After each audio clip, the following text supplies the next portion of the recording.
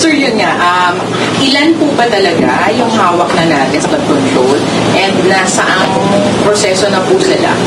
So we'll start with, okay, nung wala pa po kami dito, meron pong final na kaso regarding the SunWest Corporation that was involved in a contract in Mindoro. Mindoro Occidental? Oriental. Oriental Mindoro. And that case is already undergoing preliminary investigation. The respondents in that case have been asked to submit their counter affidavits, and some have complied and some haven't. To which I will get your specifics tomorrow as to who has filed and who hasn't filed yet. It seems that that case will be the first case that will be filed in court. So we are hoping that after the preliminary investigation is over, meaning to say that the periods have been complied with, ay makaka-file na po tayo ng kaso. So that's one. There were 9 cases filed by DPWH, also before we arrived here in the Office of the Ombudsman. 5 of which were on the basis of fraud audit reports that were given by the Commission on Audit. Another 9 were filed by the Commission on Audit. And 5 of those cases are similarly situated with the 5 cases of the DPWH. So kung 9 yan, parehas sila nag-9, yung 5 parehas. So it leaves 4 original cases from DPWH, another 4 cases from COA, and then 5 joint between DPWH and COA. And then there were 2 cases, as you witnessed here as well, filed by DPWH with the assistance with regards to those projects that were found in La Union and Davao. And then there were the 5 cases that were filed by the DOJ, which we have deputized again, the DOJ, to conduct the preliminary investigation for better use of resources dahil hawak na po nila ang mga ebidensya at ang mga testigo doon sa mga kaso na yon. Yung mga kaso po na yon sa DOJ ay 5 flood control projects na na-determine po natin ay ghost project. So, that is the universe of cases. And there's one more pala, yung sa UPACC that was filed last week by a group against Noel Rivera, Congressman Noel Rivera. No? So, yun po yung universe of cases that are pending within the the Office of the Ombudsman, and we are still gathering even more evidence on the other reports that are being sent to us and endorsed to us by the DPWH. As of 2 weeks ago, the count was at 421 flood control projects that were, infrastructure projects that were found to be ghost projects. No? So we are slowly but surely working on the 421. But these cases that were filed with us, we have to process and make sure that resolutions come out as soon as possible. Sir, question lang. Yes. Sir, dun sa DPWH cases, ito po ba may Bulacan din daw po ng final na maaga? Na asan siya? Siya pa yung ka-merge ng COA o hiwalay pa po yun? I will have to get back to you tomorrow. Oo. I understand na meron nga talagang kasama doon na Bulacan, but I am not exactly sure which ones are the ones supported by the COA audit report, no? Fraud audit report. Pero sir, may hiwalay pa na 4? May hiwalay po na 4. Opo. Let's figure it out. Sir, yung mga si Bryce Hernandez was here, Yes. si Henry Alcantara was here, sila po ay humaharap sa fact-finding para po saang reklamo ito o paano po ba sila papasok doon sa fact-finding? Well, there are similar cases that the DOJ is handling.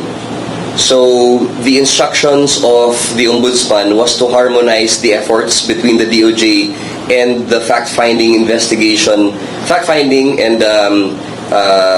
preliminary investigation units here in the Ombudsman. Nung pumunta po si Bryce Hernandez dito, there was a strategic plan that the FIO had para po malink ho natin sila sa mga proponents, no? That is what we really want for to happen here, na yung mga nakikita natin at nasasangkot na ngayon sa mga DPWH regional offices will be in a position to mention names that reach the proponents. Dahil yun naman po talaga ang dahilan kung bakit nagkakaroon ng ganitong mga flood control projects, substandard projects, tsaka ghost projects. And during his time here, si Bryce Hernandez, napansin po ng ating field investigator na halos parehas dun sa mga sinasabi sa DOJ. So, when we received that report, and given that we need to have a united front and a harmonized approach dito sa mga cases na ito, we decided that the DOJ would be the lead in investigating and interviewing these witnesses and respondents to the cases.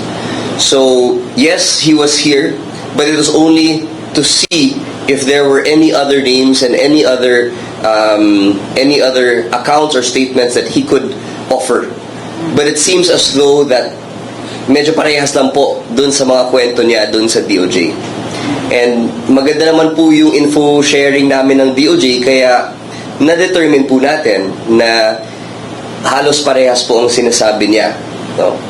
And so, given that, we asked the DOJ to take the lead para po ma-process din sila sa kahit anumang procedure na kailangan matupad.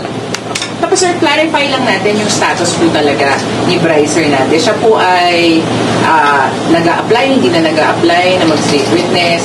Paano po ba yun? Kasi sinasabi, cooperative pa rin naman daw siya. Yes. So, cooperative naman po siya.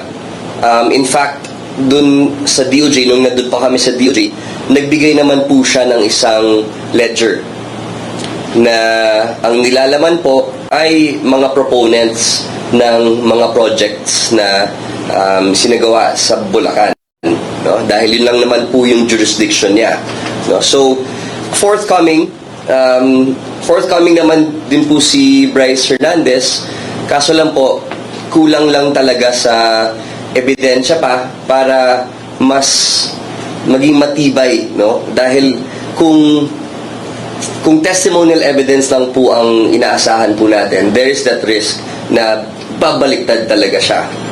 No, that is a risk that we've seen in so many other cases. Kaya sana dito we can corroborate the testimonial evidence with other object evidence like photos, videos, recordings, screenshots, and even just more testimonial evidence para it can stand even if some witnesses decide to turn back on their statements. Actually, I think we're ready already here. Papakita ko lang, no, yung mga elements of the crime and the corresponding evidence that we need to see. Ayan, okay. So, we'll go through it quickly, no. There's malversation of public funds. There's violation of Anti-Graft and Corrupt Practices Act. Sige, baba pa. Nasaan napunta yung PowerPoint? Sige. Third, there's plunder. Fourth, falsification of public documents. Fifth, there's violation of the Government Procurement Reform Act. Six, yung mga administrative offenses po natin. Okay, so, akyat ulit tayo. Ito yung mga madalas na babanggit, no? Online and in certain commentaries, na ito yung mga kaso na pwede nating i-file. So, yung sa malversation, kailangan po yung offender ay isang public officer na may control at custody over the funds or property by reason of his office. And the funds were public and accountable to him, and that he misappropriated, took, or consented through abandonment or negligence to their misappropriation. Ito po yung maganda. Yung COA fraud audit reports are the usual and typical pieces of evidence that we need to show pag malversation of public funds ang gusto nating i-charge, no? Along with that, yung DPWH vouchers, yung disbursement vouchers na nabayaran po talaga yung amount for the project. testimonies or affidavits from field engineers or residents that showing no work was actually done. Mga bank records po, tracing progress billings, checks deposited to personal or dummy accounts, and then forensic audit showing liquidation documents fabricated after payment. So ito po yung mga sample evidence or yung mga hinahanap nating ebidensya para mapalakas po yung mga kaso natin. Hindi po sapat sa tingin po ng ombudsman po natin, given the threshold that we will now impose, yung prima facie case with reasonable certainty of conviction, kung testimonial evidence lang at isa lang tao ang mag-testify. So we need itong mga iba't ibang klaseng dokumento para ma-support po yung testimonial evidence ng isang tao. And I will give a copy of this to the media para po mas aware po tayo kung ano yung talaga ang hinahanap namin. Ano yung mga documents na kailangan namin para mas maging matibay yung kaso. Ayan.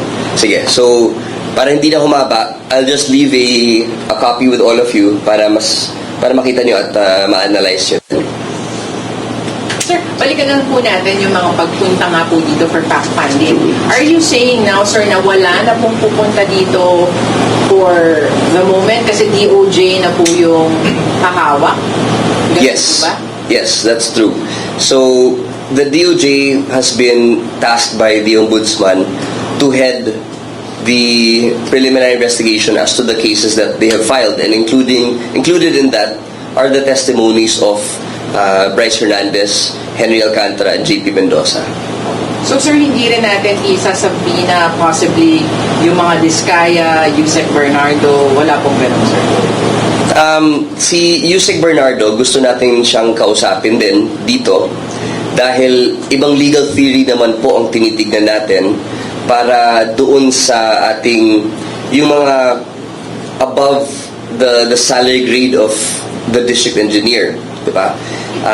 Napakaklaro po na pag yung yung ghost project na nasa Bulacan lang ang pinapag-usapan, madali po talagang hanapin yung evidence dahil yung completion documents, nagsicertify po kasi ang DPWH na kompleto na isang project, pero meron ding report na walang nagawa doon sa site na yon. It's an open and shut case. But the legal theory tends to change when you're talking about including the proponents at such a large scale dahil marami, alam naman ho natin at lumalabas po talaga sa mga statements and testimonies ng mga witnesses natin at ibang respondents na it is a systematic thing in Congress dahil sa unprogrammed funds, dahil sa NEP. So it's a completely different legal theory that we have to pursue para ma-prove natin yung systematic approach ng Congress pagdating dito. And we can assume that at the heart of it is the Appropriations Committee. Diba? Dahil dun po talaga ang approval ng budget pagdating sa bicameral committee. So that is one thing that we want to clarify with Yusek Bernardo, kung ano ba talaga ang naging sistema dyan sa taas, kumbaga. Hindi po talaga sapat na itong mga district engineer at assistant district engineer ang makukulong dahil alam naman ho natin na mas malaki ang problema na hinaharap natin, and it can't just be these district engineers and assistant district engineers. Sir, what about the Diskayas? The Diskayas, due to their uncooperative behavior now, there's absolutely no chance that they can even become state witnesses anymore. Dahil because of their statement that they are uncooperative, then they are deemed to be hostile witnesses and can only be charged as respondents and in the future accused, in the case of malversation of public funds, falsification of public documents, and all the other crimes that they were a part of. Dahil alam naman ho natin na higit 4,000 po ang sinalihan nilang bids around the country And kahit anong scheme or scam na nakita natin sa DPWH, kasama sila. So it's impossible that they can be considered as a state witness for all those crimes that they've committed. So choice nila yon. Kung gusto talaga nila na maging uncooperative, then the government has no choice but to run after them with every ounce of effort that we can muster. Kasi tantamang to saying na yung protection na given to them ay maalis na rin ang DOJ? Yes, definitely. Kasi ano po yan yung protection na binibigay po sa kanila was as a consequence or as a result of the application that they had to become state witness. Kasi prelude pa po yan Yung protected witness was a prelude to becoming a state witness. But sa tingin po natin, there's absolutely no chance right now kung maging hostile sila sa atin. Sir, follow-up lang po dun sa midnight appointees. Meron na po bang mga nag-comply dun sa order ni Ombudsman Remulla for them to tender courtesy resignation? Meron na po. Meron na pong nag-tender ng kanilang courtesy resignation. I am not aware of how many have submitted, but there's a good number that has submitted already and have shown their good faith to the Ombudsman regarding their recent appointments or recent promotions. Ang gusto lang talaga kasi ni Ombudsman is to start on the right foot. Ngayon, pagpasok po kasi ni Ombudsman, nakita po niya through the CSC that there was an uptick of appointments made by the previous administration very near the end of his term. Kaya po, nagulat na lang din si Ombudsman na nung 7 years, only the last few months were used for the appointment and promotion of several employees here at the Office of the Ombudsman. Again, having said that, it is not an act of retaliation, it is not an act of revenge, but a call to be loyal to the office. Dahil si Ombudsman naman po, ang gusto lang talaga niya, maging loyal sa opisina ng Ombudsman at hindi sa isang tao o sa isang personality. So this is his way of reminding everybody who works in the Office of the Ombudsman that the loyalty should be with the office and not with any single individual. Sir, meron bang mga ayaw pang mag-tender ng courtesy resignation? And until when yung kanilang window to tender the courtesy resignation and ano ang consequence kapag hindi sila na-comply? Well, we will cross the bridge when we get there. There are certain moves na nagagather sila ng support para hindi mag-file ng courtesy resignation. And the Ombudsman is aware of that, but again, he's giving another chance to these individuals na mag-file talaga ng courtesy resignation nila as a show of good faith.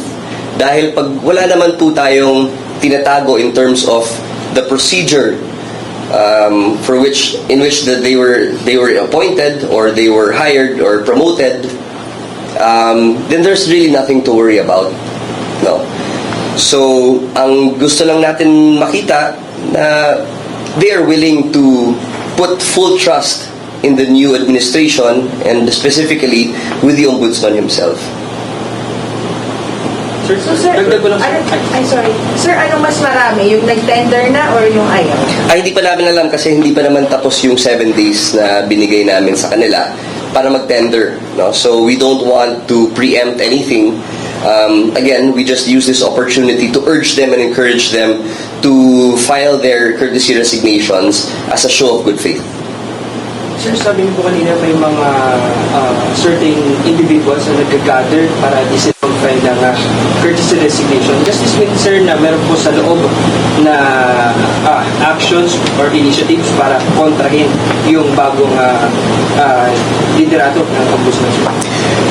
Well, I don't think we can really label it as a yung kinokontra na mismo ng ibang tao si Ombudsman, but it's just siguro they feel and they believe that their position is worth protecting without really seeing the whole philosophy behind why the Ombudsman is doing this. No? Hindi naman po yan para manggipit or para lang insultuhin ang mga taong na promote or ma-invalidate yung kanilang mga appointments, but it's more of just, yun nga, a show of good faith and a pledge of loyalty to the office. Sir, can we ask for the update regarding with the dismissal order for Senator Joey Villanueva? Sabi ni Ombudsman, iimbestigahan yung surprise and secret na nangyari with the past administration. I mean, that's a discussion that is still being held within the office as to what remedies are available. Dahil po, na-receive po natin dito sa opisina, no, yung motion for reconsideration noong 2016 pa. Ngunit ang resolution ng motion for reconsideration ay niresolve noong 2019. And so a 3-year span within which a motion for reconsideration was pending is a very long time. And there's a lot of things that could have happened in the 3 years. No? So we are trying to sift through the records now para makita talaga kung ano yung nangyari noon and why it wasn't resolved in such a long time. And once we are able to sift through all those documents, makikita na ho natin kung ano yung mga remedies na pwede nating i-pursue. Sir, follow-up lang regarding sa tanong. Kasi last week yata si Congressman Derry Ridon, sabi niya i-review raw yung timeline kasi ang paniniwala niya, kung yung pinail nga ng 2016 tas inaction na ng 2019, dapat wala na yun dahil nagpas na doon sa period na dapat nag-reply yung Ombudsman. Is this a consideration? Obviously, that's one of the things that we are also considering. That's why sinabi ko kanina na given the amount of time that lapsed, there are many things that could have happened. So there's nothing like going back to the records and making sure that we didn't miss anything. So that's what we're doing now, doing our due diligence para po malaman natin kung ano yung mga remedies pa po natin. Should we possibly stay mag-usap si Ombudsman din ulit sa inform ng Ombudsman regarding that matter? I don't see the point in them speaking about this. I think the records will be able to speak for themselves. Sir, pwede bumalik sa Discayas? Yeah, go ahead. Sir, sa Discayas po, sila po ay isa po dun sa inireklamo, I understand, dun sa mga DPWH and COA complaints. So are you saying, sir, ang possibility na lamang ay sasagpina na lamang sila? Yes. For the PI? Yes. The wheels of justice will turn on the Discayas if they refuse to cooperate. Tignan na lang ho natin kung hindi pa rin sila magko-cooperate, kung nakakulong na sila. We'll see. Kasi lahat po talaga ng kabalastugan ng DPWH pinasukan na talaga ng Diskaya. So I don't think they're in any position to bargain with the government, especially with their status as state witness. It's beyond that already dahil sa nakita ho nating ebidensya. Sir, are they still bargaining? Meron pa rin po bang efforts on their end na makipag-usap? Yung pagtalikod nila sa gobyerno at yung refusal nila na mag-cooperate ay sa tingin ho natin part ng strategy nila na makakuha pa din ng something dahil siguro sa tingin nila napaka-importante ang mga statements na hinahawakan nila. But again, tignan na lang ho natin kung hindi pa rin sila mag-cooperate, kung gumulong na po yung ating proseso dito sa Office ng Ombudsman. Sir, pero gagamitin pa rin po natin yung mga previous statements nila or yung testimony sa ating investigation since sila I don't think they ever submitted a sworn affidavit or a sworn statement. Pwede nating magamit po yung mga sinabi nila sa Senado dahil yun naman po ay under oath, no? Marami naman silang sinabi doon at meron naman silang affidavit na sinabmit doon sa Senado. Kaso nga lang, yung problema doon, pag binasa mo yung affidavit na yun, kulang na kulang. Hindi po specific yung mga acts, no? At you cannot call or you cannot satisfy the elements of a crime using the affidavit that they submitted. At sa tingin ko, yun po ay deliberate din. Dahil ayaw nila na mapako sila sa isang statement, ang ginawa nila, nagbanggit lang sila ng pangalan, pero wala silang supporting evidence na binigay, or yung statements mismo nila doon sa affidavit ay hindi specific para talagang masabi natin na may nangyaring krimen. Yun po yung strategy nila eh. Binibitin-bitin ho tayo, tapos ngayon, completely nag-refuse na sila mag-cooperate sa gobyerno, pero wala naman silang mabuga na kahit anong tulong. So, tignan na lang ho natin. Kami, I think the Office of the Ombudsman is ready, willing, and capable to go after them as of now. Sir, regarding sa salin na under the jurisdiction of the Ombudsman, paano yung policy, sir, sa pag-release nito? Meron na po bang formulated guidelines? Yes, I think na-circulate naman natin yung guidelines na yon. It's just that we need the 15 days of publication before it becomes effective. Again, the Office of the Ombudsman Central is responsible as a repository, of the salience of the President, Vice President, and the heads of constitutional commissions. Sir, pero magbabago ba yung policy considering yung statements ni Executive Secretary Bersamin na while willing si President Marcos na i-release yung kanyang salin, kailangan daw merong request at reasonable, merong dahilan bakit may request? Well, it's the same here also that you need a purpose, no? But as a general rule, all requests will be granted except for the grounds that were listed in the order, no? So we hope and we urge again all government agencies that serve as repositories for salience to follow the policy that the Office of the Ombudsman has put forth, and that is, as a general rule, to be open to the granting of the requests of all salience, subject to some justifiable grounds upon which a request can be denied. But if you look at the grounds, ano ho yan eh, self-explanatory ho yan eh. Malamang hindi tayo papayag na gagamitin ang salin para sa threaten, intimidate, coerce ng isang tao. Hindi rin pwede nating i-release ang isang salin sa taong alam natin na dati may record na mali ang paggamit ng salin. So yung mga ganun po, at I think, ano naman ho yan eh, it's very understandable and it's very self-explanatory pag binasa ho natin ang rules. Sir, sorry. On memorandum lang ni former Ombudsman Martires, meron po kasi siyang memo before na kapag natalo yung case, hindi na i-a-appeal. Is this memo still in effect or magbabago ba yung policy with the new Ombudsman? Kasi just last Friday, the Enrile case was jumped by the Satigan Bayan. So going forward, ano ba yung maaasahan naming policy kapag unfortunately the government lost the case? Discussions are still going on regarding that administrative order issued by the former ombudsman. However, it is the hope of the ombudsman that an MR will no longer be required for an appeal to be made to the Supreme Court. Dahil po, usually MR is used as a precondition para pag appeal mo, sasabihin mo, I exhausted all my remedies down below. Pero sa tingin po natin, at kagaya din po sa DOJ, hindi na po kailangan ng motion for reconsideration para mag-file ang petition for review sa DOJ proper.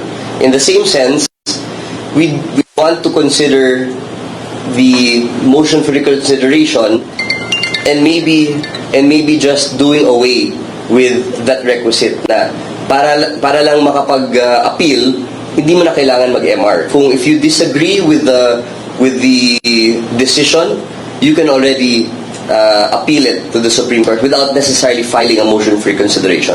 But again, this is all still discussions, no? So yung yung effect po kasi ng ginawa ng dating ombudsman, he effectively barred the appeal. Dahil if a motion for reconsideration is a precondition to the filing of an appeal, and he said here his policy was do not file a motion for reconsideration, that means an appeal is no longer possible. Tama po ba? So, ngayon, the ombudsman in a discussion earlier mentioned na sana yung motion for reconsideration ay hindi maging requisite para mag-file pa ng appeal. Sorry sir, how does it work if ever, halimbawa, kung ibang case, ibang case, natalo yung ombudsman under your watch na, parang ano yung parang ina-envision ni Ombudsman Remulla this time kapag natalo? Appeal agad. For that direction. Appeal agad. Oo. Kasi sa tingin ho niya, matatagalan na lang po yung kaso pag mag-file ka pa ng MR, most of the time, maybe 90% of the time, the judgment is the same. Diba? So, instead of having to file an MR, which is purely ministerial on the part of... yes, oo. Magpa-file na lang kaagad sa Supreme Court para mas papabilis pa yung resolution and finally, the case can be put to rest. Thank you, sir. Okay.